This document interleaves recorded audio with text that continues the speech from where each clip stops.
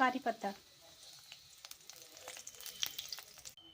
এখানে আদা, রসুন, কাজু বাদাম, কাঁচা লঙ্কা একসঙ্গে বাটা,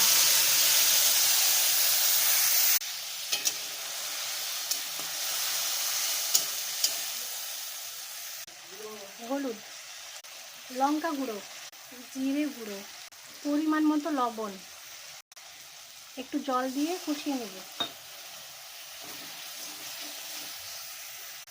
দেখুন তেল উঠে এসেছে, এবার জল দিয়ে দেব।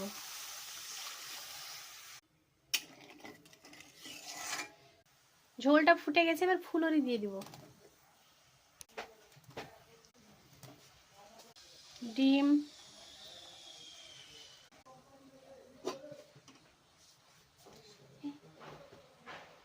আমার ফুলুরি রান্না রেডি। এই যে রেডি হয়ে গেছে।